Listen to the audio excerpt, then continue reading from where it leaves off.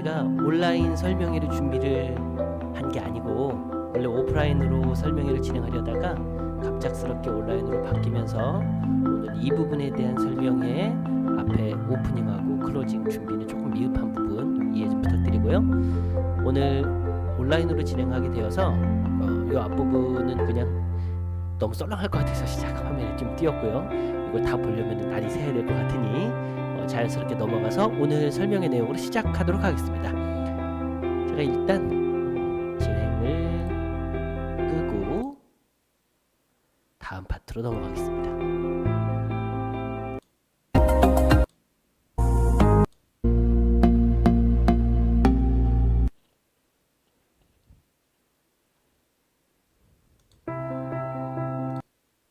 네, 방금 인사드린 것처럼 화면 보시면은 화면의 왼쪽에 제가 조그맣게 나오고 오늘 제가 수업 진행하는 교실에서 앉아서 진행하는 부분 이해 좀 부탁드리고, 오늘 상담하고 수업이 조금 많았어 갖고 제가 목이 좀 쉬었습니다. 그래서 핀 마이크를 여기 밑에 꽂고 하면은 제 목소리가 커지면서 제가 조금 기관지에 좀 안 좋은 부분이 있어서 콜록콜록 될 것 같아서 이렇게 핀 마이크 들고 진행하는 부분 이해 좀 부탁드리고, 저는 일비충천 수학점은 일비충천 전체 원장 백진영입니다. 다시 한번 인사드리겠습니다. 반갑습니다.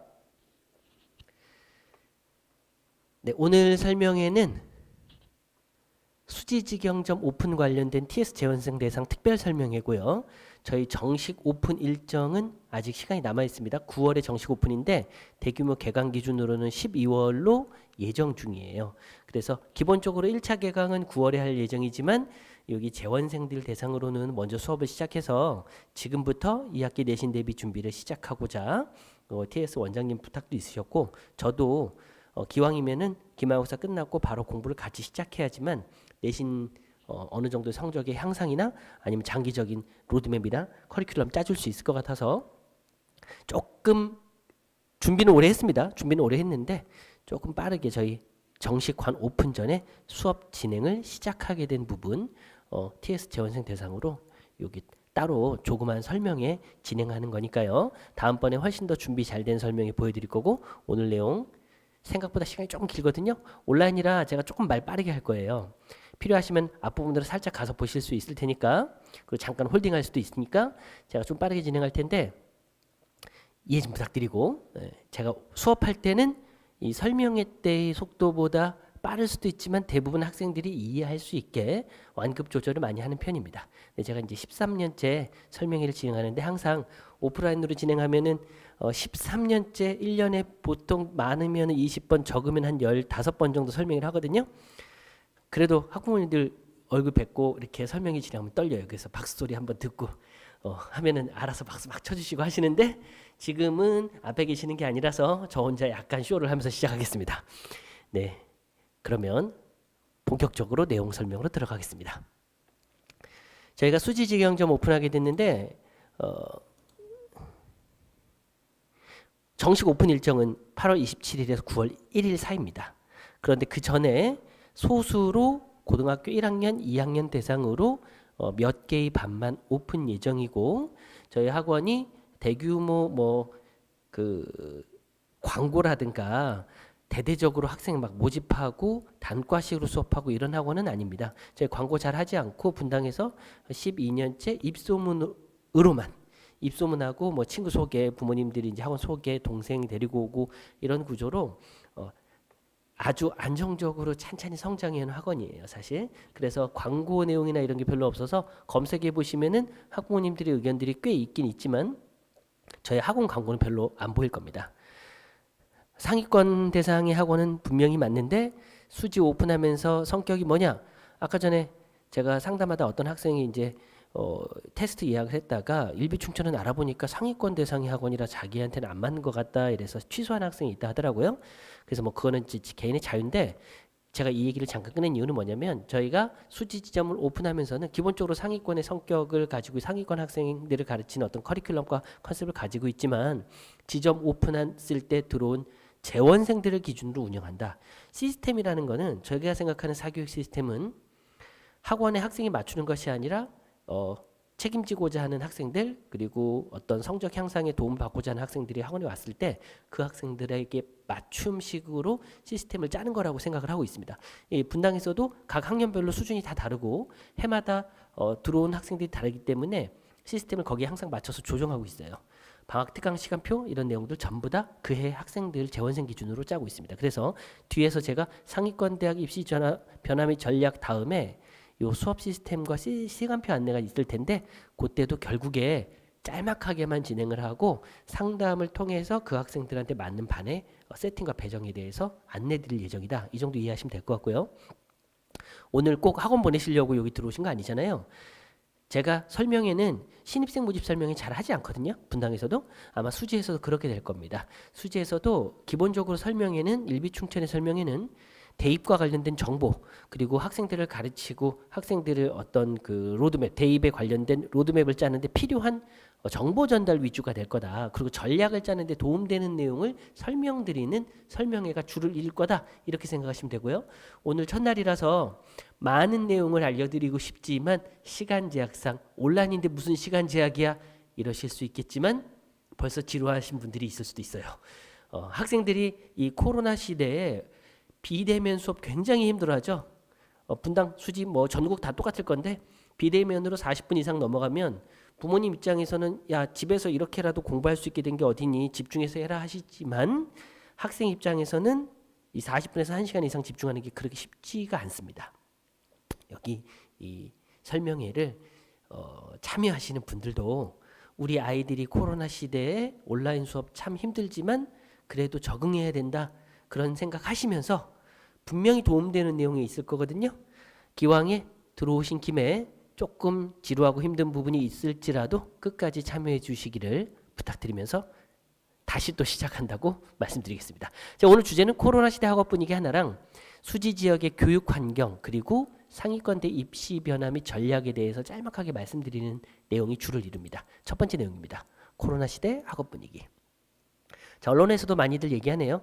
수지 지역의 1, 2학년 성취도 분석을 간단히 보여드릴 거예요. 이게 두 번째 주제하고 그대로 이어집니다. 일단은 수능 내신 9등급제는 이제 1, 2학년 학부모님들이니까 다 아시죠. 1등급, 2등급 받기가 생각보다 겪어보니 굉장히 어렵구나. 아니 고등학교 보내기 전에는 1, 2, 3등급 안에는 들어야 대학을 간다고 하는데 우리 애가 그 안에 들어있으면 좋겠는데 막상 실제 부닥쳐 보니 어떻게 되냐면 지나가는 학생의 절반이 4, 5, 6등급입니다. 4등급, 5등급, 6등급이 합쳐서 54%네요. 전체 학생의 절반 이상이 4등급, 5등급, 6등급입니다. 사실 5등급은 전체 학생의 20%를 차지해요. 이게 뜻하는 바가 뭐냐? 여기 마이 등급이라고 제가 가끔 표현하는데 우스갯소리로 5등급 1등이 나 공부했는데 5등급이야 공부 안 해 엄마 그러고서는 막 놨어요. 학원도 안 가고 공부 안 했는데 그대로 5등급이에요. 엄마 나는 공부 안 해도 잘하나 봐. 말도 안 되는 소리죠. 자, 4등급 끝자락 학생이 이제는 진짜 열심히 해보겠다고 공부를 했는데 전교생의 15% 예를 들면은 300명이다 그러면 한 45명에서 50명을 제꼈어요. 300명 중에 한 50명을 제꼈는데 그대로 4등급이 될 수도 있습니다. 그게 4등급, 5등급, 6등급의 급간의 학생이 많아서 생기는 현상입니다. 생각보다 1, 2, 3등급이 쉽지 않은데 제가 1, 2, 3등급 못 만들 것 같아서 말씀드리는 게 아니라 실제로 고교 내신 등급이라는 게 9등급이라는 게 1, 2, 3등급이 숫자가 20% 정도밖에 되지 않기 때문에 쉽지 않다. 다들 아시지만 잠깐 짚어봤습니다. 그런데 고등학교 1학년에 A, B 비율하고 D의 비율은 뭔지 아시죠? 여기 제가 A, B, C, D 분석에 대해서 제가 알기로는 중학교, 고등학교, 학교별 분석을 하는 구조와 틀 설명회를 처음 시작했거든요. 한 5, 6년 됐습니다. 그래서 오늘은 짤막하게 보여드리지만 나중에 기회가 되면 아주 깊이 있게 학교별로 분석하는 설명회 보실 수 있을 거예요.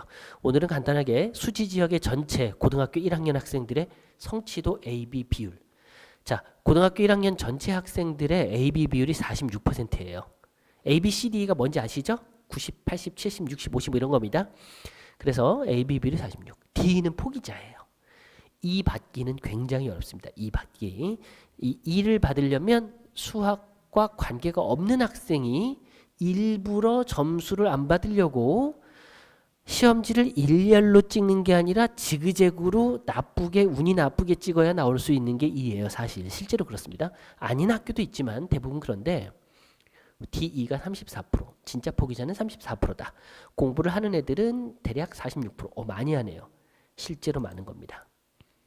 제가 큰 틀에서 연도별로만 보여드릴 텐데, 자, 2020년 언제죠? 작년 고1입니다. 코로나 때문에 학업 분위기가 많이 무너진 첫 해죠. 올해도 조금 무너져 있습니다. 실제로 많이 정상화됐지만 작년부터 굉장히 많이 무너졌는데, 자, 고1 성취도 평균을 2020년으로 보면 A, B 비율이 줄었죠. D의 비율은 살짝 늘었습니다. 다시 한번 볼게요. 2019년에 46%에서 2020년에 40%로 6% 줄었습니다. 자, 이게 4% 정도 늘었죠? 많이 줄고 많이 늘었구나. 아닙니다. 이게 수지 지역의 고등학교 1학년인데 제가 오늘 큰 틀에서 주제로 수지 지역의 교육 환경이 어떤지 말씀드릴 건데, 분당이랑 비교해 볼게요. 분당은 2019년에 A, B 비율이 40%, D의 비율이 40%입니다. 잠깐 위로 가볼까요? 포기자가 분당이 많네. A, B가 분당이 적네. 맞습니다. 실제로 그렇습니다. 수포자가 분당의 학생이 좀 더 많을 수 있습니다. 이유는 두 가지인데요. 중학교 시험이 너무 어려워서 미리 포기한 애들이 더 많고요. 그리고 고등학교 때도 경쟁이 치열하니까 포기한 애들이 좀 늘어납니다. A, B 비율이 40%. 근데 이제 그게 중요한 게 아니라 여기 보시면은 2019년에서 2020년으로 넘어갈 때 비율 보시나요? A, B가 폭삭 주저앉았죠. D2는 어마어마하게 늘었습니다. 이게 전국 현상입니다. 제가 여기서 깜짝 놀랐어요. 실제로. 분당만 이런 게 아니라요. 강남, 강북 할 것 없이 전국적으로 D가 원래 컸어도 많이 늘어나고 A, B가 원래 컸으면 많이 줄고 작았으면 더 많이 줄어요. 그런데 코로나 시대 학업 분위기 무너진 겁니다. 근데 위로 다시 가볼게요. 수지 어떻죠? 안 무너진 거예요. 자, 두 가지 이유가 있습니다. 시험이 너무 쉬웠습니다. 그 전에 비해서. 그래서 덜 무너졌어요. 근데 그거로만 설명이 되지 않아요. 분당도 쉬웠고 강남도 쉬웠고 학교를 잘 못 가고 하다 보니까 작년에는 교육부 지침이 시험 쉽게 내라 했습니다. 그런데 수지는 왜 덜 줄었냐 이거죠. 이게 수지 지역의 교육 분위기입니다. 일단은 해가 갈수록 실력이 어마어마하게 향상되고 있는 게 수지 지역의 요즘 특징이에요. 뒤에 가서 더 자세히 한번 말씀드릴 거예요. 시험이 쉬웠기 때문에도 비율이 많이 안 줄었는데 아이들 실력이 향상되고 학생들하고 학부모님들 눈높이가 해마다 올라가고 있기 때문에 공부 분위기가 좋아지고 있다는 얘기입니다. 그래서 덜 무너졌어요. 그래서 대입 실적이 앞으로 굉장히 좋아질 거예요. 수지가. 자, 고2도 간단히만 볼게요. 고2가 40%, 43. 고2는 수포자가 좀 더 늘었죠? 2020년 역시나 줄고 늘립니다. 그런데 고2도 5%밖에 안 줄고 5%밖에 안 늘어납니다. 이게 뭐냐? 시험이 조금 더 쉽긴 하지만 분당보다 다른 지역보다.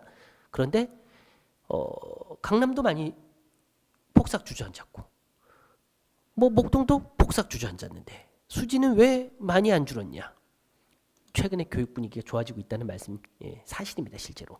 그래서 제가 내신 시험도 분석을 했고 학교별 분석을 잠깐 보여드릴 건데, 이 수지 지역의 교육 환경이 어떠냐면은 부모님들이 눈높이라든가 대입 실적이라든가 학생들의 실력이 최근 3, 4년간 급격하게 올라갔어요. 땅값 상승 효과인가요? 농담입니다. 그래서 수지 지역의 학생들의 실력이 올라갔기 때문에 저희도 여기 수지 지점 오픈을 제가 5년 전부터 준비를 했는데 실제 구체적인 준비는 3년 전부터 했거든요. 그런데 이제 올해는 더 늦으면 안 되겠다 하고 제가 올해 고등학교 3학년 수업을 주로 했어요. 1년 내내. 그리고 고등학교 3학년이 이제 종강을 앞두고 있죠. 이제 기말고사까지 끝나서 수시로 끝내는 학생들. 뭐 의대 써서 저는 끝낼 거예요. 1.0이니까 서울대 갈 거예요. 뭐 이런 학생들이 다 종강해서 이제 수업이 끝나갑니다. 그리고 9평 끝나고 나면 거의 고3 수업은 다 끝난다고 보시면 돼요. 그래서 제가 올해는 수지 지역에서 TS 원장님과 얘기를 상의를 했고 저희 원래 계획이 있었고 오픈하기 위해서 3학년 수업만 하고 다른 학년 수업들을 거의 다 뺐습니다. 그래서 올해 여름방학부터 줄어든 수업 일정을 여기 수지 지역의 학생들의 어쨌든 교육적인 어떤 수준과 목표에 맞춰서 교육 서비스를 제공하고 싶어서 오픈하게 된다. 이렇게 이해하시면 될 것 같고요. 뒤에 가면서 또 말씀드리겠습니다.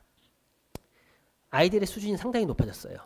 학교 시험도 생각보다 많이 어렵습니다. 이제 중학교 얘기는 살짝 넘어가겠습니다. 중학교 학부모님들 계신 거 아니라서 고등학교 1, 2학년만 있으니까 넘어가겠습니다. 근데 이 부분은 잠깐 짚고 넘어갈 건데 중학교 3학년 기준으로 작년입니다. 올해 고1 학부모님들은 올해 고1 우리 학생들이 우리 아이가 작년에 이랬구나 이렇게 보시면 돼요. 국수형의 평균과 표준 편차인데 이거 수행평가 포함 점수입니다. 평균이 89, 92 코로나에 그 전에보다 이게 많이 올라갔습니다. 실제로 떨어진 부분도 있긴 있지만 올라간 학교도 많습니다. 시험이 쉬웠기 때문에. 여기서 중요한 게 뭐냐면요. 표준 편차입니다. 평균은 수행평가를 포함하기 때문에 보지 않는 거예요. 먼저 표준 편차를 봅니다. 그러면 10점대가 있죠. 그리고 27점이 있죠. 그러면 이것만 가지고 단순하게 얘기하면 안 되지만 평균적으로 표준 편차가 잠시만요. 표준 편차가 10점대는 상위권이 많은 겁니다.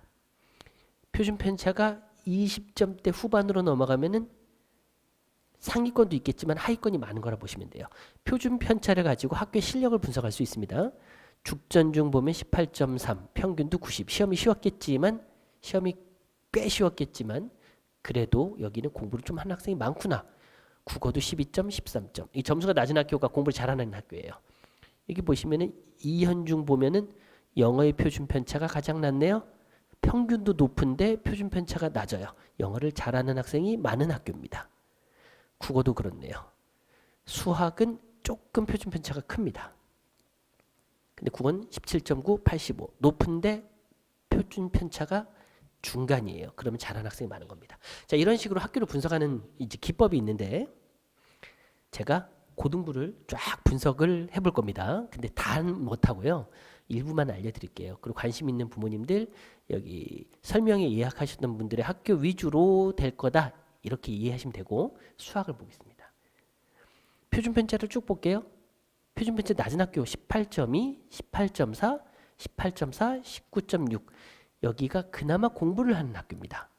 그러면 아니 표준 편차 18점하고 20점이면 2점 차이인데 뭐 이렇게 얘기하시는데 이 2점 차이가 굉장히 크고 그리고 20점에 가까운 20.6 정도 있죠? 여기가 그나마 조금 더 수학을 하는 학교예요. 21.6 여기 22.8, 24.1로 가죠. 24.1이 가장 크죠? 점수 차이가 많이 나지는 않는 것 같지만 이거 어마어마한 차이입니다.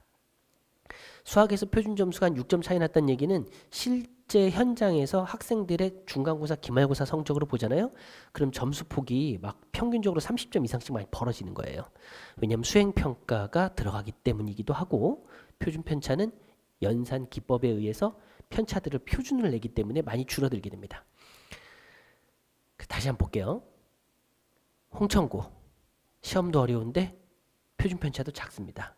시험 굉장히 어렵죠. 실제로 제가 봐도 어려운 편입니다. 분당의 중상위권 학교급에 맞먹는다 이 정도 보고 있고요. 현암고는 수학이 조금 어려운데 학생 수도 적죠. 근데 이 좀 이따 ABCD 분포 보시면 알 텐데 이 현암고의 수학 상위권 학생들이 꽤 있습니다. 그런데 표준 편차가 왜 20점이냐? 그럼 하위권도 꽤 있기 때문이다 이렇게 이해하시면 돼요. 수지고 18.4 여기는 평균도 높죠. 자, 다른 학교랑 비교해 볼게요. 서원고랑 수지고 표준 편차는 같습니다. 그런데 서원고는 평균이 63.9, 수지고는 73.2, 10점 차이 나죠. 이게 무슨 얘기냐면요. 표준 편차가 18.4로 같지만 수지고는 월등히 잘하는 애들이 모인 상태에서 거기에 학생들이 몰려 있는 거고 서원고는 요 점수대에 몰려 있는 거예요. 시험이 훨씬 어려운데도 그래서 아주 많이 차이 나는 겁니다. 하지만 또 뭐가 있냐면요. 국어 표준 편차를 보면 13.1과 14.7 그러니까 서원고 무시 못하는 학교예요. 왜냐? 표준 편차가 좀 작거든요. 영어도 가면 20.7 그나마 좀 작은 거죠. 서원고 생각보다 2019년 고등학교 1학년 학생들이 공부를 좀 하는 분위기는 맞습니다. 하지만 수지고보다는 훨씬 못하는 건 사실이에요. 풍덕고나 홍천고를 한번 봐볼게요. 현암고. 자, 다시 풍덕고는 64.9에 21.1 20점 초반대 그러니까 여기도 수학 공부를 못하는 건 아닌데 평균적으로 봤을 때는 상위권보단 조금 떨어지는 게 맞네요. 그런데 국어를 보면 16.6, 12.7, 15점대 근처까지 가네요. 그리고 다시 보니까 수학은 10점대에서 20점대 중반으로 벌어지는데 국어는 10점대 초반에서 18점까지 가니까 풍덕은 문과생의 상위권이 많다고 했는데 표준 편차가 크네요. 요거는 뭘 뜻하냐 이런 부분은 A, B, C, D 보면서 잠깐 설명하겠습니다.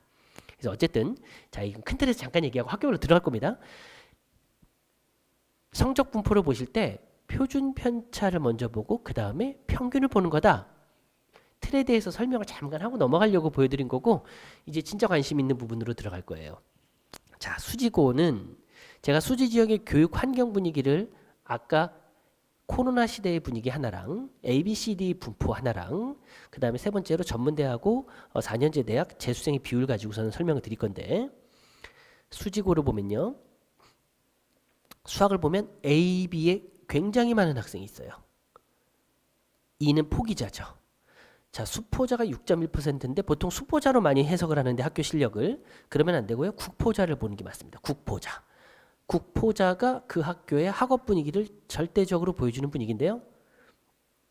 수지고는 국포자가 11%. A에서 BC가 탄탄하죠. BC가 탄탄하다는 얘기는 중상위권이 굉장히 많다는 얘기입니다. E는 거의 없고 그러니까 포기하는 학생은 없고 중상위권이 탄탄해. 국어 시험이 어려울 것 같습니다. 생각보다. 그러니까 A가 적은 겁니다. 수학 어려운데도 몰려 있어. 국어에 비해서 수학 실력이 더 뛰어난데 제가 재밌는 거 하나 알려드릴게요. 수지 지역의 특징이 전 과목을 학원을 보내는 분위기는 아직은 아니거든요. 이거 좀 직설적으로 말씀드리는 부분은 이해를 부탁드리겠습니다. 제가 여러 가지로 분석해 봤는데 신기하게 수학을 조금 해요. 못해야 된다는 얘기가 아니라 다른 과목에 비해서 수학을 꽤 잘합니다. 왜? 거의 모든 학생들이 수학은 약간 경쟁이 되는 여러 학원 틈바구니 내에서 좋은 학원을 고르고 있어요. 제가 봤을 때 분석은 그쪽이 맞아요. 그러니까 수포자도 생각보다 적고 잘해요. 수지고니까 더 그러겠죠. 근데 영포자가 생각보다 많아요. 이 영포자가 풍덕고 거의 없죠. 풍덕고 보면 영포자가 거의 34.1 A, B, C, D로 내려갈 때 폭삭 주저앉죠. 그러니까 이제 풍덕고 같은 경우에 대해서는 평가를 영어를 잘하는 학생이 많고 수학은 고만고만하고 국어는 조금 어려운 느낌이네요.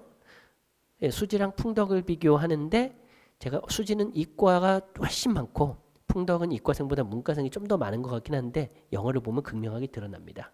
이 학교들은 그런데 저 다른 학교들까지 볼게요. 죽전고 보면 수포자가 4.3이다라고 보시면 안 돼요. 왜냐면 죽전고는 국어를 보면 국포자가 9.6, 국어 보면 어떻게 되죠? A에서 B로 올라갔다가 내려갔다가 국포자가 한 10% 정도 돼요.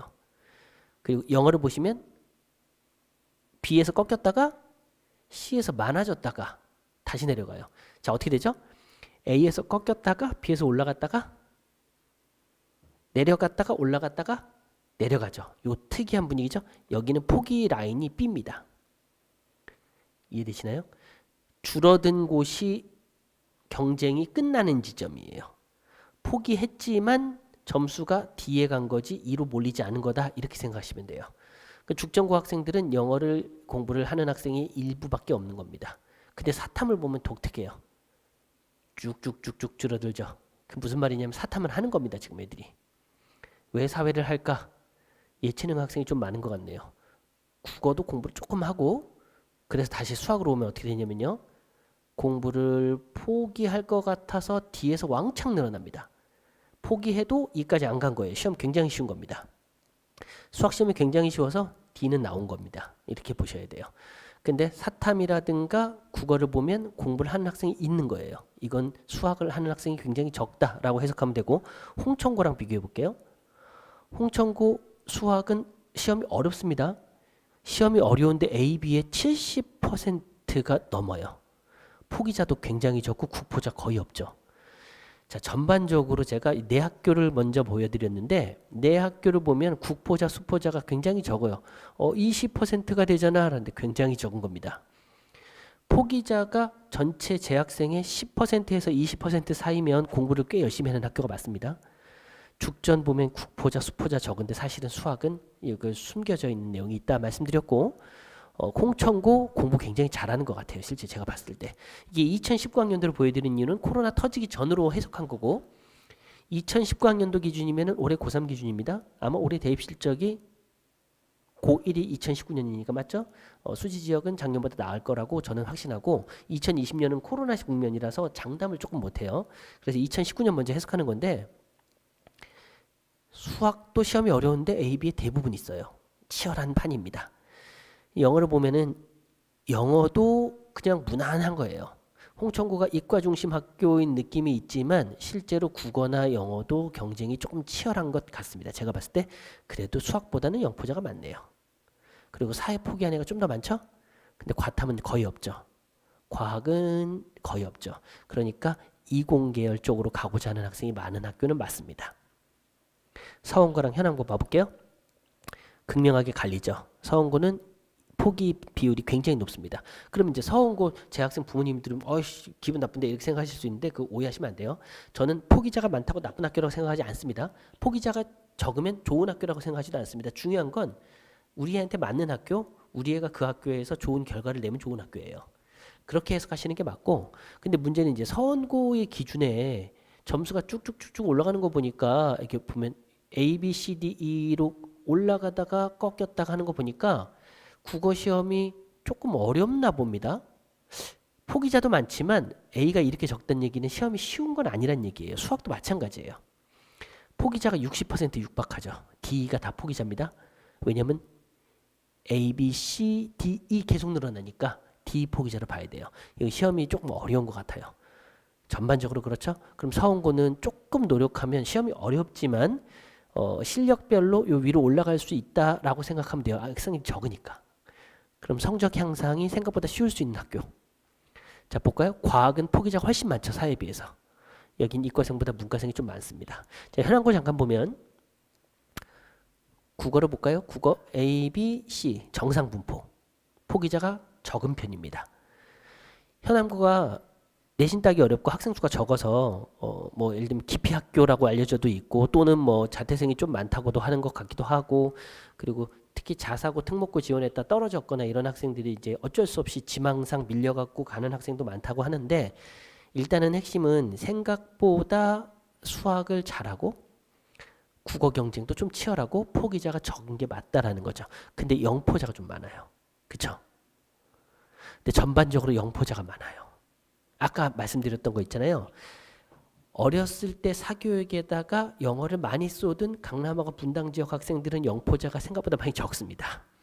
사실은 포기했는데 어릴 때 많이 해둔 거로 버티는 거지 대입의 결과에는 영향을 제가 보기엔 반 정도 줍니다. 절대적이지 않아요. 근데 수학 같은 경우는 다들 치열하게 하고 있는 것 같아요. 제가 이제 수학학원을 운영하는 원장으로 입장으로 봤을 때는 일단 지역에 정서하고 학생들은 수학 공부를 하고자 하는구나, 좋은 건데, 또 한편으로는 그만큼 경쟁 치열하니까 학생들을 아주 세심하게 정확하게 케어하지 않으면은 학생들 성적 내기 쉽지 않겠구나. 부모님들도 아이들이 이만큼 시켰는데 왜 성적이 안 나오지? 스트레스 받으시겠구나. 이 정도를 제가 전체적인 큰 틀 분석하면서 파악했습니다. 2020학년도도 크게 다르진 않는데 수지고 보이시죠? 포기자가 확 늘어나죠. 이게 올해 고2입니다. 올해 고2입니다. 올해 고1 자료는 올해의 고1 자료는 아직 안 나왔어요. 언제 나오냐면 9월에 공시됩니다. 그래서 제가 하반기 설명회 할 때는 올해 고1들이 어땠는지, 그리고 올해 고2가 어땠는지도 설명을 드릴 거라고 보시면 될 것 같아요. 많이 늘어났죠? 그런데도 불구하고 아까 전에 A, B의 비율이 어땠죠? 덜 줄어들고 D, E의 비율이 많이 늘어나진 않았어요. 전반적으로 평준화돼서 수지 지역 학생들이 전반적으로 폭삭 주저앉지는 않았습니다. 코로나 시대에. 그만큼 해가 갈수록 공부를 좀 더 한다, 이렇게 생각하시면 돼요. 축전고 같은 경우도 포기자 굉장히 적고 엄청 적습니다. 이거 적은 거예요. 자, 다른 학교도 봐볼게요. 대지고도 보면 포기한 학생들이 30에서 40, 20 이 정도 보고, 상영고도 D가 좀 적네요. 시험이 쉬워서 그럴 수도 있지만 서원 아까 봤고, 성복 같은 경우에는 수포자가 굉장히 많네요. 영포자도 많고, 신봉고 뭐 아까 겹치는 부분들이 있습니다. 지금 관심 있는 부모님들 학교 위주로 본다고 제가 빼먹은 학교가 있을 수도 있는데 나중에 상담 통해서 궁금하시면 다시 한번 설명을 드리도록 할게요. 이제 두 번째 주제로 말씀드렸던 게 뭐였냐면은 학교들 성향 분석을 해보니까 수학 공부를 좀 전반적으로 한 네 학교에서 다섯 학교 학생들은 잘하는구나. 시험도 생각보다 어려운데 현황보다 수학 시험 어려운 걸 알려져 있잖아요. 제가 기출문제 많이 분석해 봤거든요. 쉽지 않습니다. 제가 쉽지 않다고 말씀드리는 게 너무 어려운데요 이런 게 아니라 이 분당하고 수지 지역을 봤을 때 제가 봤을 때 평균 난이도 기준으로 보면 분당이 더 떨어질 수도 있다 이렇게 해석을 하고 있어요. 이유는 요 네 학교가 어렵거든요. 수학이 수지가. 분당은 또 네 학교랑 다섯 학교만 어렵습니다. 18개 고등학교 중에 4, 5개 학교의 시험은 좀 어렵고 나머지 학교 시험은 굉장히 쉬운 편이에요. 근데 이제 수지 지역은 굉장히 쉬운 학교가 분당이 쉬운 학교보다 좀 더 쉬워요. 그 차이는 있습니다. 근데 어려운 수지, 홍천, 현암, 풍덕도 제가 보기에 그렇게 쉽진 않거든요. 이 네 학교 수학 시험 기준으로는 분당의 상위권 학교보다는 조금 떨어지지만 이 평균적인 난이도보다 훨씬 어렵다. 이렇게 분석하고 있습니다. 2학년 거도 뭐 매한가지니까 좀 넘어가겠습니다. 세 번째 주제입니다. 온라인으로 들으면 재미없으신데 그래도 관심 있는 내용이시니까 집중하셨기를 기대하면서 또 다음 내용으로 넘어갈게요. 이 세 번째 내용이 제일 재밌어요. 사실 대입과 관련되어 있습니다. 제가 수지 지역의 교육 환경 분위기가 굉장히 급속도로 올라가고 있는 걸 뭘로 파악했냐면요. 이 세 번째 내용이 핵심인데 대학 진학률 있죠. 4년제 대학 진학률입니다. 여기 오른쪽은 전문 대학 진학률이에요. 학교별로 보시는데 자 4년제 대학 진학률을 보면은 뭐 그냥 들쭉날쭉하고 대충 40에서 50에서 60인 학교도 있고 눈에 띄는 학교 보면은 특별히 없습니다. 어디가 되게 여기 하나 있네요. 상영고 2019년에 74% 어마어마한 거긴 한데 이때 애들이 왜 이렇게 대학 잘 갔죠? 그 해 공부를 했나 봅니다. 자 별로 안 띱니다. 근데 요걸 보세요. 전문 대학 진학률이 학업 분위기를 아는데 가장 좋은 지표예요. 실제로. 그리고 봅니다. 2018학년도 19, 20, 21, 21이 작년 고3입니다. 올해 고3이 2022학년도입니다. 숫자의 흐름 보이시나요? 18학년도, 19학년도를 보시고 20학년도를 보고 21 쭈르르 가면 숫자가 어떻게 되죠? 줄어드는 게 보이시죠? 줄어드는 게 보이시죠? 여긴 늘어났다 줄지만 줄어드는 게 보이시죠? 요거 심보고 늘어나네요. 자, 수지 지역의 전반적인 전문대학 진학률은 급격하게 떨어졌습니다. 최근 4년간. 4년 전의 숫자를 흐름을 잘 보고 지금으로 보면 다 10점대, 7점대, 1점대도 있네요. 수지고가 역시나 낮죠. 제가 정확하게 숫자를 알려드릴게요. 정확하게 5년 전에 강남 지역이 5.6%였습니다. 평균이. 강남구가 5.6, 송파구가 7.7 이 정도 나와요. 분당구가 9.5에서 11.1 이 정도 나왔습니다. 지금 최근은 어떻냐면요. 제가 최근은 전체 학교 평균까지 못 냈는데 강남 지역, 대치동 지역의 학교들이 전문대학 진학률이 1.0%에서 3.0 미만입니다. 송파구는 그거보다는 조금 높아요. 분당은 7에서 10 사이 왔다 갔다 비슷합니다. 막 올라가지 않았어요. 숫자가. 그러니까 낮아지지 않았습니다. 근데 수지 지역이 한 4년 전, 5년 전 졸업생까지는 특히 비평준일 땐 더 심했고요. 평준화된 첫 해가 2018학년도가 그럴 겁니다. 평준화 첫 해부터 3, 4년 거치면서 전문대학 진학률 자체가 급격하게 떨어진 게 뭐냐면요. 학생들의 수준과 부모님들의 요구치가 높아진 거예요. 전문대 보낼 거면 재수시키지 뭐 이렇게 된 겁니다. 사실. 사실은 이제 고등학교 1, 2학년 부모님들 앞에서 재수 얘기하면은 재수 없는데 제가 요거는 기분 나쁘라고 말씀드린 게 아니라 현실적인 대입의 흐름을 보여드리기 위해서 표현한 거니까 이해해 주시고 4년제 대학 진학률은 올라갔다가 내려갔다가 하는데 올라갔다가 꼭 좋은 거 아니고요. 내려갔다가 꼭 나쁜 게 아닙니다. 공부를 잘하는 학교일수록 4년제 대학 진학률이 낮은 경향을 보이는 게 평균적입니다. 무슨 얘기냐면 수지고가 제일 잘하죠? 자, 2020 4년제 대학 진학률이 제일 낮죠. 2019 4년제 대학 진학률이 어중뛰지만 높은 건 아니죠.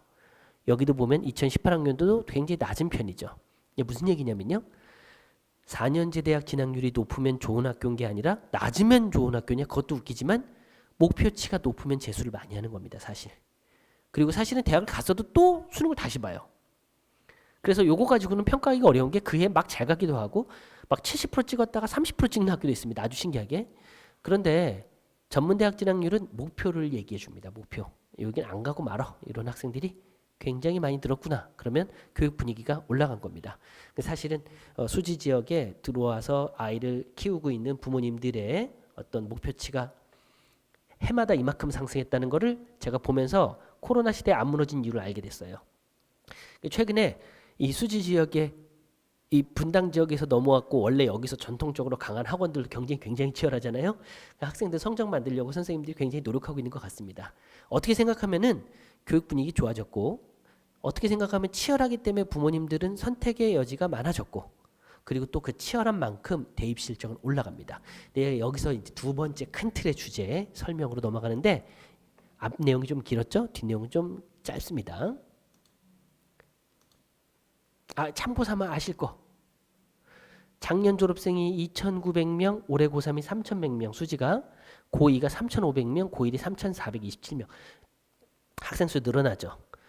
대입 실적은 단순히 학생 수만 늘어나서가 아니라 내신 경쟁에서도 약간 유리한 게 있기 때문에 수시 정시할 것 없이 동생이 있으면 또 보십시오. 중학생까지 가보면은 학생이 급격히 계속 늘어났죠. 그래서 대입 실적이 계속 좋아질 거예요. 이 수지 지역 교육 환경 얘기가 AB 주제였는데 코로나에도 덜 무너졌고 그리고 목표치도 많이 높아졌고 그리고 앞으로도 학생 수가 늘어나면서 내신 따기가 조금 쉬워지고 그래서 분위기는 계속 좋을 예정이라서 아이들한테 가진 지금 현재 모습보다는 조금 더 높은 목표치 가지고 더 하라고 엉덩이도 두들겨 주시고 등도 두들겨 주시면 좋을 것 같습니다. 이 큰 틀의 두 번째 주제인 상위권 대학 입시 변화 및 전략으로 넘어갈 텐데요. 제가 이거 앉아서 진행하다 보니까 조금 건방진 모습일 수도 있는데 현장에서 뵈면 그렇지 않은데 이해 좀 부탁드리겠습니다. 이 부분이랑 연결되는 것 중에 중요한 게 있는데요. 이 급변하는 대입 환경에 제가 큰 틀에서 이 정도 보여주면서 작은 내용들을 세부적으로 좀 보여드릴 건데 인구가 감소하는데 수지 지역 학생 수 증가해요. 수시에서 유리합니다.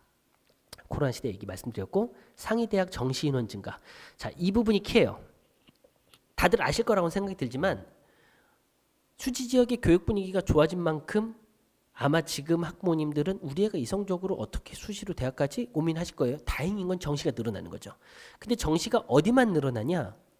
상위권 대학만 늘어납니다. 근데 16개 대학이라고 해서 광운대가 들어가 있어요. 그럼 광운대가 나쁜 학교냐 좋은 학교냐는 두 번째 치고 16번째 대학은 아니거든요. 16개 대학의 정시 인원이 40% 이상으로 맞춰졌는데 그 기준이 뭐냐면 학생부 종합전형과 논술로 45% 이상 뽑는 학교. 그러니까 지금의 정책 방향에서 소위 말하면 스펙을 가지고 대학에서 그 학생을 뽑는 정책이 있잖아요. 그래서 학생부 종합전형으로 정책을 줄이려고 하는데 학생부 종합전형으로 많이 뽑았던 학교를 우선순위로 해갖고 16개 끄는 거예요. 그래서 실제로 상위권 대학이 정시에서 적게 뽑고 학종에서 많이 뽑았던 건 사실인데 어쨌든 그 기준으로 정시 인원이 늘어납니다. 그 학교들을 학종을 줄이란 거예요. 그래서 상위 대학의 정시 인원이 늘어나면 어떻게 되냐면 경기권은 안 늘어납니다. 서울의 상위권 대학이 정시가 늘어나요. 우리 아이가 목표가 그 15개 대학이든 상위권 대학 안에 쪽에 있다. 그러면 정시를 크게 보셔야 되고 바깥이다. 그러면 정시를 보면 큰일 날 수도 있습니다. 왜냐하면 경기권은 정시가 안 늘어났거든요. 이해되시죠? 그래서 학생의 상황에 맞는 전략을 짜지 않으면 수시를 도전하다가 결국엔 정시도 안 될 수도 있고 정시를 도전하다가 수시를 버리는 꼴도 나올 수 있기 때문에 알고 준비시키셔야 된다. 필요하시면 제가 상담해 드리겠습니다. 자, 정시 누적 도미노는 요건 추가로 아셔야 될 게 뒤에 가서 설명드릴게요. 그다음에 공통 과목과 선택 과목 구조 때문에 뉴스에서 들으셨죠? 수학 못하는 학생들이 수학의 상위권이 점수차가 많이 벌어지는 게 최근의 트렌드입니다. 그래서 수학 못하면 대학 못 가냐? 맞습니다. 근데 다행스러운 거는 이 수지 지역은 전통적으로 수학을 꼭 학원을 보내다 보니까 아이들이 전반적으로 수학 실력이 다른 과목보다 조금 나아요. 다행입니다. 그래서 이번 그 수능 개편에 맞춰서 대입 실적은 조금 더 올라갈 가능성이 크다 이렇게 보시면 돼요. 정시 누적 도미노 말씀드리기 전에 인구 구조. 2011학년도 태어난 학생 73만. 2020학년도 올해 대학교 2학년입니다. 55만 태어났는데 올해 고1 기준으로 43만 명이 태어났어요. 올해 고2, 고3, 고2, 고1, 중3 계속 줄죠. 학생이 줄기 때문에 일단은 상위권 대학 모집 정원은 안 줄었기 때문에 조금 더 좋은 대학에 들어갈 수 있는 등수 기준 있잖아요. 비율이 밑으로 내려가고 있습니다. 그래서 더 쉽게 간다 이 정도고요. 수능이 40%로 상위권 대학 기준으로는 늘어나고 있다 말씀드렸고, 누적 도미노 간단히 말씀드릴게요. 2020학년도 요게 재작년 고3입니다. 서연고에 정시가 2,470명 정도 됐는데 내년은 3,900명이에요. 자, 1,500명이 생겼어요. 서울대 연대 고대에 정시로 1,500명이 늘어나면 밑에 들어가던 학생들이 저 위로 채우겠죠? 그럼 밑에 구멍이 뚫립니다. 그러면 서성한 들어갈 학생들이 저 위로 채웠으니까 중경외시 들어갈 학생들이 다시 서성한으로 가게 돼요. 이게 바로 정시 인원 도미노 입시 변화입니다. 수십만 명 중에 저거 1,500명 갖고 무슨 효과를 봐? 이러실 수도 있지만 상위권에서는 어마어마한 변화를 보셔야 돼요. 왜냐하면 전체가 2,400명인데 3,900명으로 늘어나잖아요. 의대, 치대, 한의대, 약대가 들어오죠. 카이스트 포항 공대까지 해갖고 의치한 카포라 불리는 전체 누적 인원이 17,000명인데 이 중에 정시 4,000명 뽑다가 6,000명으로 1.5배가 늘어납니다. 자, 이 부분이 굉장히 중요한 거예요. 뭐냐면 정시 인원이 늘어날 때 유리한 지역은 어디일까요? 라고 하면 부모님들 다 아세요. 강남이 무조건 유리합니다. 실제로 유리합니다. 두 번째로 분당이 유리하죠. 그러면 수지 같은 경우에 세 번째가 되면은 이건 유리도 분리도 아닐 수도 있단 말이죠. 이때 전략적인 선택을 해야 된다. 우리 아이의 어떤 실력을 보고 수학 점수가 나올 것 같은 학생은 정시 쪽으로 과감하게 선회하는 것도 방법이 될 수 있습니다. 그런데 점수 안 나올 것 같은데 정시가 대세를 하고 지금 내신도 적당히 나오는 학생이 괜히 정시로 갈아탔다가 사실은 수시의 기회 놓칠 수도 있기 때문에 조심해야 되지만 분명한 거는 지금 수지 지역은 어떤 일부의 학생들한테는 이 입시의 흐름이 굉장히 도움이 될 거고 일부의 학생들한테는 피해가 갈 거다 예상을 하셔야 돼요. 우리 아이는 어떨 것 같냐라는 부분은 여기서는 다 말씀 못 드리니까 필요하면 상담 통해서 궁금하신 거 물어보시면 말씀드릴게요. 일단 누적 도미노로 소위 상위권 대학 기준으로 14,000명 중에 거의 2만 명으로 늘어나는구나. 정시가 꽤 많이 늘어난다 이렇게 보시면 됩니다. 자, 수능 성적표 선택 과목이라는 게 있죠. 수능 성적표는 다른 얘기로 잠깐 넘어가기 전에 그냥 우리 애가 고등학교 3학년 때 수능을 보고 나면 이런 성적표를 받아보겠구나. 국어 선택 과목, 수학 선택 과목이 있는데 확률 통계라고 써놨네요. 미적분, 기하 중에 선택을 하겠죠. 대부분의 학생들은. 근데 전국 기준으로는 확률 통계가 좀 더 많습니다. 자, 이 시간표가 중요한데요. 지금 내신과 수능에서 차이가 있는데 내신은 50분에 20문제에서 24문제를 풀어야 돼요. 그래서 열심히 했어도 속도가 느린 학생은 점수가 안 나오고 잘한다고 했는데 손 떨린 학생은 점수가 안 나와요. 평소에 잘한 것 같지 않은데 실전에서 시간 내에 제깍 풀어내는 어떤 능력이 있는 애는 공부한 것보다 점수가 잘 나오는 게 내신입니다.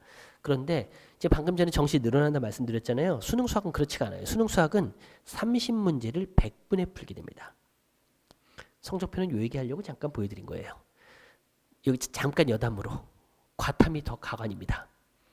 사탐 과탐 20문제를 30분에 푸는데요.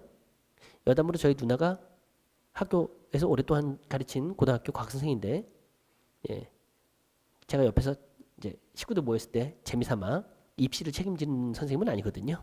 고등학생들 15년 가르치고 중학생을 한 8년 가르친 것 같은데 전공하는 거 풀려봤는데 시간 내에 못 풀었어요. 학교 선생님 무시하는 게 아니라 이 시간에 푼다는 것 자체가 굉장히 이 100점을 맞추는 게요. 시간만 주면 100점이 나오는데 시간 내 푸는 게 굉장히 어려운 게 과학탐구입니다. 정시에서 1등급 받기 굉장히 어렵습니다. 수학 뭐 마찬가지죠. 어렵죠. 근데 시간이 많습니다. 자, 100분 동안 30문제를 푸는데 시간은 충분한 거예요. 어떻게 생각하면. 근데 1등급, 2등급이 어렵다는 얘기는 문제가 어렵다는 얘기죠. 어려운 문제를 결국에 풀어내야지 수능은 점수가 나오고, 내신은 진짜 어려운 문제 하나 틀렸다고 1등급이 안 나오는 건 아니잖아요. 진짜 어려운 문제를 2개 틀려도 1등급은 보통은 나옵니다. 아주 쉬운 시험이 아니었을 때. 근데 수능은 어려운 문제가 여러 개 있고 그 중에 몇 개를 풀어야 됩니다. 자, 내신과 수능에서 차이는 딱 두 가지인데, 시간이 풍부하고, 시간이 풍부하죠? 시간이 많습니다. 어려운 문제가 꼭 풀어내야 될 문제가 되는 거예요. 그래서 수능 공부 방법하고 내신 대비 방법은 조금 다릅니다. 요즘 수능이 왜 어려워졌냐? 요 얘기는 잠깐 보여드릴게요. 예전에는 제가 이거는 참 칠판에서 막 쓰면서 설명드려야 되는데 30문제 중에 객관식이 21문제였어요. 객관식이 21문제인데 20번까지 보기 1, 2, 3, 4, 5가 4문제씩 나옵니다. 그러니까 20번까지 1, 2, 3, 4, 5가 4문제, 4문제, 4문제, 4문제, 4문제 나와야 되는데 내가 풀어봤더니 4문제, 4문제, 4문제, 5문제, 3문제예요. 그러면 학생들은 5문제인 문제만 다시 훑어보면 요거 내가 실수한 것 같아요. 문제 바꿉니다. 그럼 20개를 맞추게 됩니다. 그리고 어려운 문제는 객관식 맨 마지막, 그리고 주관식 맨 마지막 2개. 그래서 3문제가 킬러 문제라고 해갖고 꽤 까다로웠습니다. 그런데 바뀐 수능 체제는요. 이제 보시면 15번에서 어려운 문제가 나와요. 원래는 21번이었는데. 그래서 공통 과목에서 풀다가 좀 빠르게 어려운 문제가 나오니까 이거 뭐지? 그 다음에 주관식으로 들어갑니다. 21, 22에서 또 어려운 문제가 나옵니다. 2번 나왔죠, 어려운 문제가. 선택 과목으로 갑니다. 28, 29, 30에서 어려운 문제가 2-3개 나옵니다. 어려운 문제가 예전에 2파트였는데 이제 3파트가 됐어요. 그리고 몇 문제 풀다 보면 어려운 문제, 풀다 보면 어려운 문제, 풀다 보면 어려운 문제. 일단 체감 난이도가 어마어마하게 올라갔고 시간이 굉장히 부족합니다. 100분이 많다고 했는데 시간이 굉장히 부족합니다. 이 어려운 문제를 풀어내는 능력은 학교 내신 점수 만드는 것과 조금 다릅니다. 그래서 특히 2학년 부모님들이 아셔야 되는데 고등학교 1학년과는 좀 다릅니다. 고등학교 1학년 때는 아직 내신 계속 열심히 해봐야 되고 얘가 정신을 차려야 되고 그리고 목표가 생기면 좀 할 수도 있고 이런 부분들이 있지만 고등학교 2학년 기준으로는 지금 이 시기에 얘가 확실히 정시로 갈 건지 수시로 갈 건지에 대한 전략을 짜지 않으면 이 수능에서의 수학에서 대응이 안 될 수도 있어요. 네, 그 정도만 얘기하겠습니다.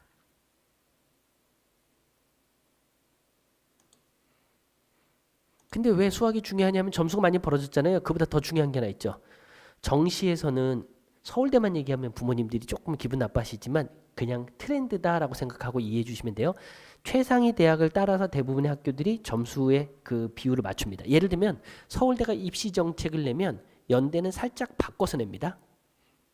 서울대랑 좀 달라요. 근데 고대는 어떻게 되냐면 서울대랑 비슷하게 합니다. 왜? 연대랑 똑같이 해놓으면 연대보다 고대가 좀 밑이 아니야? 이런 느낌이 들어서 고대는 서울대급이야 라고 하고 싶으니까 정책을 서울대에 따라가요. 연대는 서울대보다 미친 게 싫기 때문에 서울대 정책과 조금 반대로 갑니다. 그래서 비율이 좀 달라요. 보실까요? 서울대 같은 경우에 수학이 40% 반영입니다. 절대적이죠. 국어도 굉장히 중요합니다. 그에 비해서 탐구는 과탐 또는 사탐은 국어나 수학에 비해서 굉장히 적게 반영되고 영어 감점 굉장히 적죠. 그런데 수학이 40%입니다. 절대적입니다. 연세대는 수학이 33.3%, 인문계열도 33.3%. 근데 이제 국어랑 탐구 보시면은 이과는 탐구가 굉장히 크죠. 서울대랑 완전히 차이가 있습니다. 문과는 국어가 큽니다. 탐구는 막 줄여놨어요. 2배 차이 나잖아요. 그러니까 연대하고 서울대는 과목별로 실력에 따라서 유불리가 있다는 얘기입니다. 고대로 가볼까요? 고대는 서울대처럼 수학이 좀 많이 크고 그 다음에 국어가 크죠. 탐구 조금 적고. 근데 자연계열은 국어랑 탐구를 비슷하게 해놨어요. 연대랑은 차이가 있는 겁니다. 서울대에 가깝다고 보셔야 돼요. 이런 식으로 해갖고 각 학교들이 가산점을 부여하는데 가산점 부여하고 이 가중치를 부여하는데 상위권 대학을 기준으로 보면 수학의 가중치가 어마어마합니다. 골고루 잘해야 되는 게 맞긴 맞는데 똑같이 잘했을 때 예를 들어서 보실게요. 한양대다. 자연 계열로 또는 공대로 대학을 가는데 국어하고 수학을 보면 1.75배인가요? 굉장히 많이 차이 납니다. 국어 한 문제하고 수학 한 문제는 똑같은 한 문제가 아닙니다. 그래서 수학은 원래 점수 배점이 4점으로 큰데 거기에다 곱하기 1.75까지 해야 되니까 거의 2배 차이 난다고 생각하셔야 돼요. 이 가중치에 따라서 보시면 인문계열은 물론 국어가 굉장히 중요하죠. 그럼에도 불구하고 수학도 국어보다 적지는 않아요. 다. 자연계열은 수학이 절대적입니다. 수학이 절대적. 그러니까 정시에서 학교를 조금 내려가면 건동, 홍수구를 가볼게요. 그러면 수학의 비중이 조금 줄어들죠. 수학의 비중이 줄어들어도 아직도 국어에 비해서는 훨씬 크죠. 근데 인문계열이 국어가 뒤집히는 경우가 있죠. 이게 인문의 학과에 따라 달라집니다. 자, 제가 드린 말씀은 뭐냐면은 수학이 절대적으로 중요한 건 사실인데 수학을 못하면 대학 갈 방법이 없냐? 진짜 많이 못하면 없습니다. 그런데 조금 약하면 국어를 잘했을 때 유리한 학교, 과학을 잘했을 때 유리한 학교가 있을 수 있다. 우리 애가 국어는 약한데 수학, 과학을 잘한다. 유리한 학교가 있습니다. 영어는 잘하는데 뭐 과학을 못한다. 유리한 학교, 불리한 학교가 있다. 이 정도 이해하시면 될 것 같고요. 제가 얘기를 좀 길게 하다 보니까 시작할 때 말씀 못 드렸는데 이 말하다 보면 조금 거기 파묻혀갖고 깊이 있게 들어가는 경향이 좀 있어서 생각보다 길어진 바람에 제가 조금 넘어왔어요. 마지막 내용까지는 들으셔야 될 것 같아서 물론 댁에서 들으시는 거고 중간에 끊고 다시 볼 수 있을 테니까 혹시 시간이 되시면 이거 이틀 정도 오픈해 놓을 예정이거든요. 한 번 더 보셔도 이렇게 찾아가고 보셔도 될 것 같습니다. 제가 오늘 크게 말씀드리는 수지적 교육 환경과 상위권 대학 입시 변화하고 전략에서 제일 큰 주제는 두 번째 거의 제일 큰 주제는 수학이 굉장히 중요하다였죠. 정시도 고민을 하셔야 된다. 그러면 정시를 잘하는 학원이냐? 그런 건 아니고요.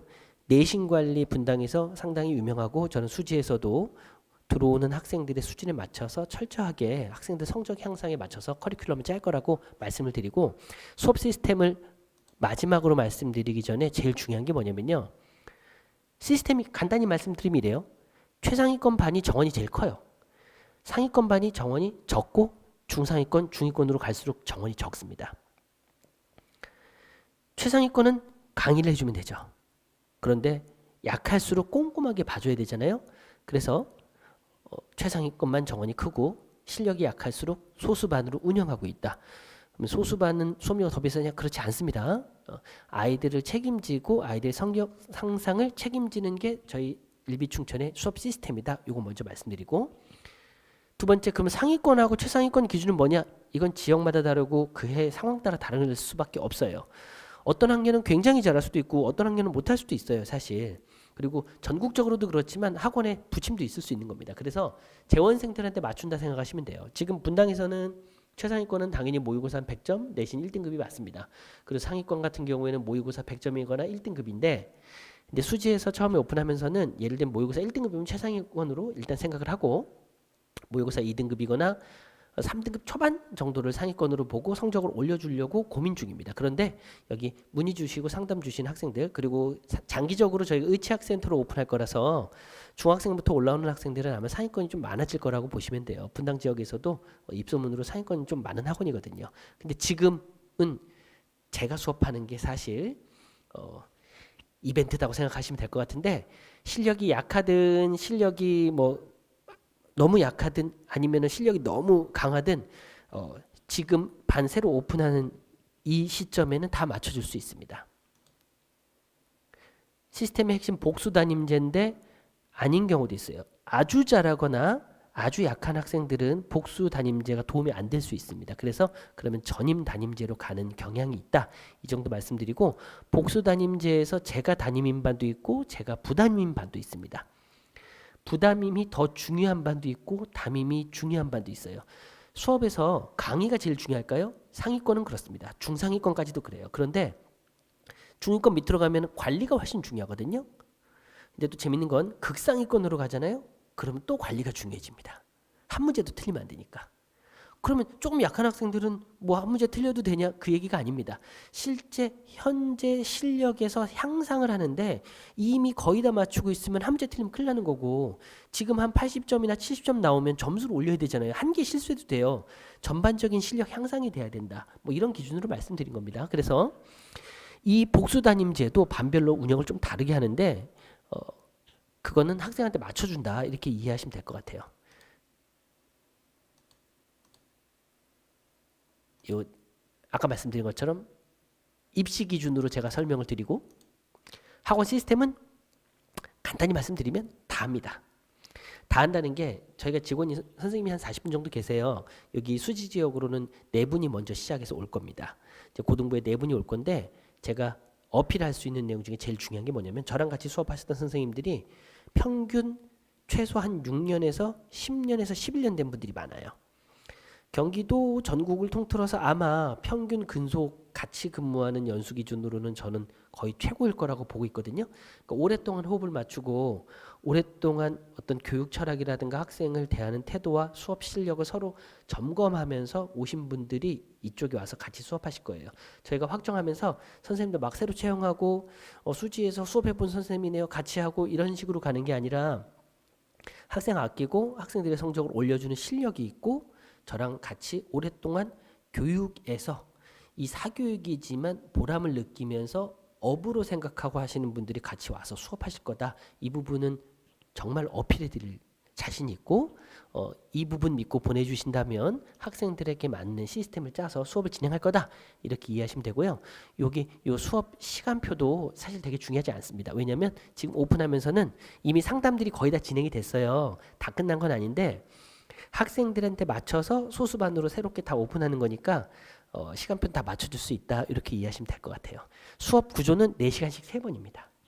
4시간 3번이고 4시간 3번의 자세한 내용은 강의하고 클리닉 관리하고 테스트하고 포함되어 있긴 한데 전부 다 전담 선생님이 들어가는 거고요. 조교 쓰거나 그러지 않습니다. 선생님이 옆에서 수업 형식으로 진행한다 보시면 될 것 같아요. 그 정도로 오늘 설명을 마치고 맨 마지막 설명회를 보시고 또는 재원생이 신청하셨을 경우에 무료 수학 심층 테스트하고 분석 상담 필요하신 경우에는 학생하고 같이, 또는 학생이 없는 상태에서 상담 원하시면 부모님과만 진행해드리고 있습니다. 그 다음에 이벤트가 원장 직강반 수업 배정 이벤트입니다. 인터넷에 찾아보시면은 제가 글이 많이 나오진 않지만 일단은 욕은 없습니다. 제가 학생들을 아끼고 학생들에 맞춰 수업하는 거 그래도 자신 있는 편이거든요. 그래서 제가 직강반으로 오픈하는 것이 이벤트니까 관심 있는 어머님들은 상담 신청하시고 저 한번 뵈면 좋을 것 같습니다. 그리고 대입 관련 입시 컨설팅을 진행을 할 겁니다. 재원생 대상으로. 그래서 7월, 8월 등록생인 경우에는 9월 정도에 일괄적으로 시간을 잡아갖고 학부모님들하고 1대1 시간 잡아서 이렇게 한 거 보니까 얘는 이런 방향으로 갔으면 좋겠다, 저런 방향으로 갔으면 좋겠다 설명드리는 시간이 있을 예정이고, 공식 지점 오픈이 바로 옆 건물에 있거든요. 그게 8월 말 9월 첫째 날 정도 될 예정이에요. 그래서 그때까지는 TS에서 수업을 하게 되니까 저희가 반을 많이 오픈하지 못합니다. 그래서 제가 여기 재원생 대상으로만 소수로 이렇게 특별 설명회를 진행하게 된 거라고 이해해 주시면 될 것 같고, 제가 현장에서 이렇게 호흡하면서 설명회를 많이 했지 온라인으로 막 하는 스타일은 아닌데다가 1시간 넘게 이렇게 하다 보면은 원래 준비했던 내용들을 조금 잊어먹고 놓친 부분이 있을 것도 같아요. 그래서 약간 두서없는 부분이 있었을 수도 있습니다. 이해 좀 부탁드리고요. 시작할 때 말씀드린 것처럼 온라인으로 1시간 동안 얼굴 보고 있는 게 이게 쉬운 일이 아니거든요. 끝까지 들으시느라 너무 고생 많으셨습니다. 우리 아이들이 공부할 때, 인강 듣고 할 때 어머님들 심정입니다. 뭔가 들었던 내용 같은데 또 얘기하고 또 얘기하는 것 같기도 하고, 듣고 싶기도 한데 좀 지루하기도 하고, 딴 데 관심이 가기도 하고 그러셨을 거라 보지만, 이 장면까지 오셨으면 일단 어쨌든 건너뛰기 하셨더라도 내용을 끝까지 청취하셨다고 믿고 정말 감사드린다고, 긴 내용 청취하시느라 감사드린다고 감사 인사 드리면서, 저는 다음번에 오프라인 또는 온라인으로 다른 내용 가지고 부모님들께 도움되는 내용으로 찾아뵙는 것으로 마치도록 하겠습니다. 오늘 여기까지고요. 긴 시간 동안 고생하셨습니다. 감사합니다.